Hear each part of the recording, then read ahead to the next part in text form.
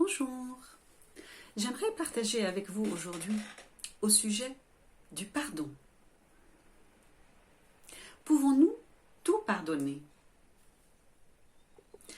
Lorsque nous pardonnons à quelqu'un, nous pardonnons les actes de l'autre.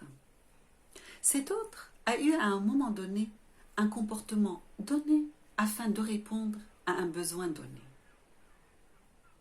Le but de la personne n'était pas de nous faire du mal, mais de répondre à son besoin.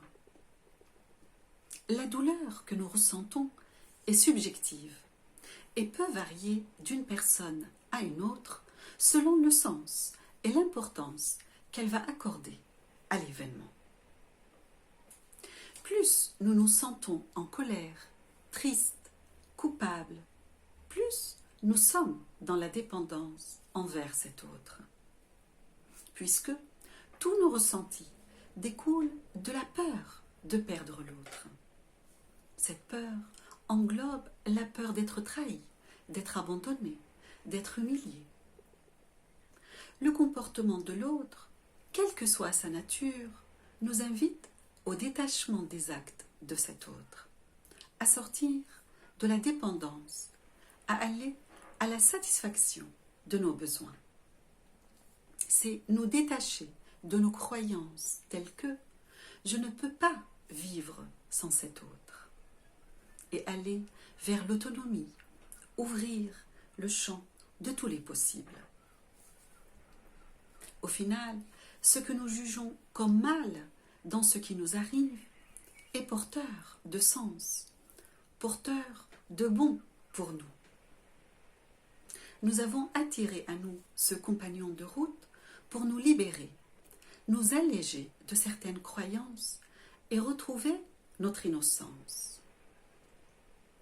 Vu de cette manière, pouvons-nous dire que l'autre nous a réellement fait du tort? C'est pour ça qu'en réalité, le pardon n'existe pas. L'autre a un niveau de conscience ne lui permettant pas d'appeler un chat. Pour lui, voler ou mentir, ou être irrespectueux, ou être infidèle, c'est normal. Le système des valeurs chez lui est déficient. Il répond à ses besoins sans tenir compte de l'autre. Il ne fait pas ça exprès. Son comportement est dysfonctionnel. Il est évidemment responsable de ses actes et il attirera à lui beaucoup d'événements pour apprendre à restaurer ses valeurs. D'ailleurs, pour lui, nous sommes cette opportunité-là aussi, quand même nous ressentons de la douleur suite à ces actes. Nous voyons qu'au final, il n'y a rien à pardonner, puisque l'autre n'a pas fait exprès contre nous. Son but était son besoin, et non pas nous. Il ne nous voit pas dans l'équation. Malgré que ça nous cause de la souffrance, son but n'est pas de nous faire souffrir, mais aller à son besoin. Par conséquent, il n'y a pas de victime ni de bourreau dans la relation. Maintenant, comment sortir de notre souffrance? Quelques étapes sont à franchir pour retrouver la paix en nous. La première est de lui donner de la liberté, quel que soit son acte. C'est de nous dire qu'il est libre. C'est ça son niveau de conscience. Je ne suis pas là pour le juger. Il est libre. La deuxième, je lui donne de la valeur. Je suis consciente qu'il possède toutes les valeurs, comme tous les êtres humains. Il a toutes les capacités en lui.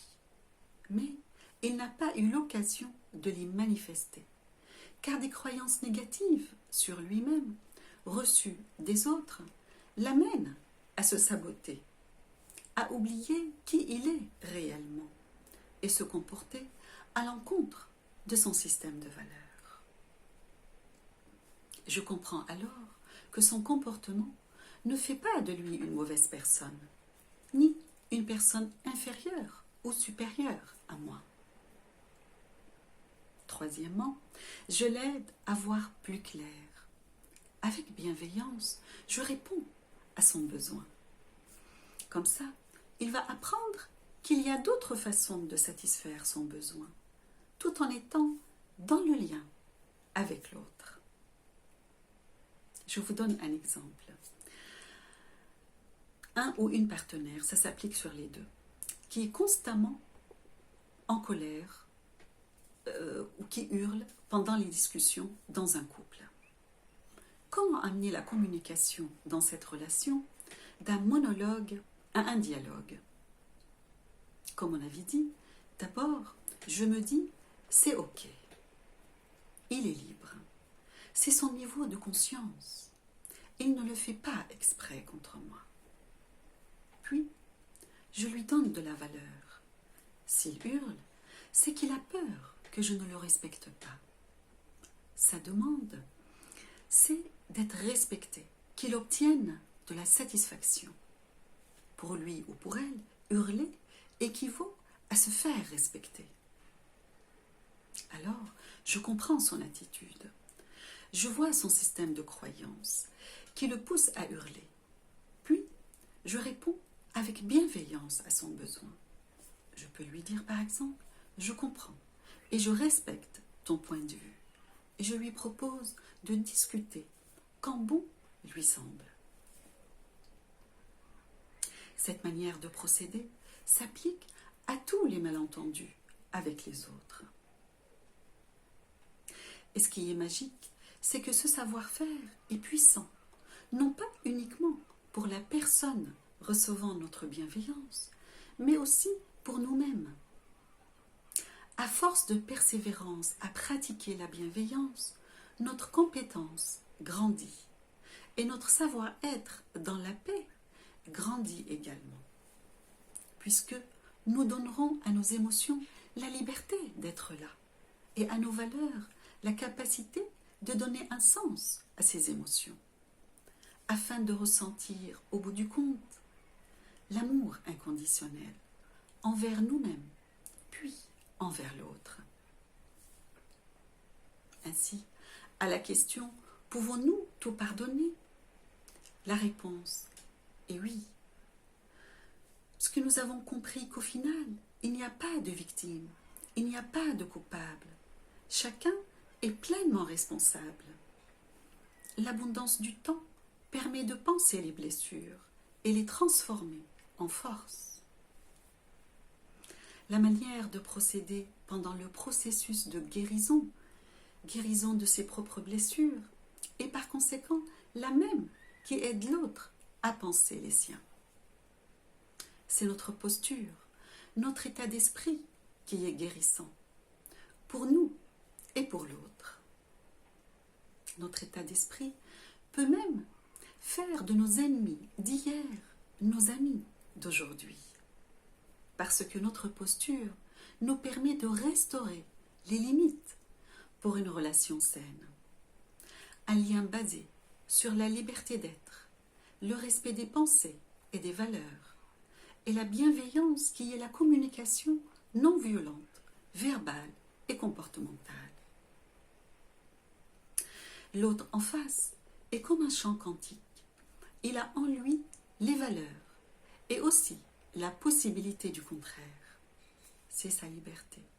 Par exemple, il est en même temps fidélité et infidélité, intelligent et stupide, etc. Pour simplifier, nous avons tous en nous l'authenticité et l'illusion. Et ça, pour chaque valeur.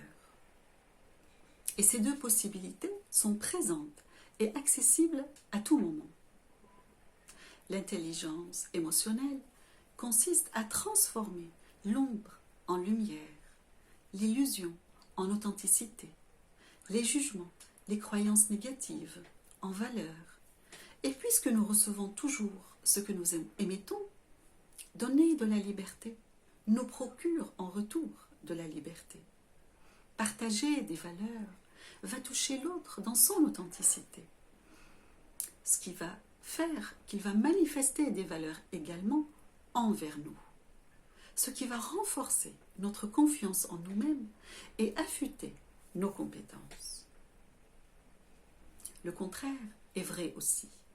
Donner du mensonge, de la perversion, de l'illusion à l'autre va le toucher dans son côté non authentique. Il va le sentir et nous renvoie l'appareil. Ainsi, pardonner, c'est donc pardonner à soi-même.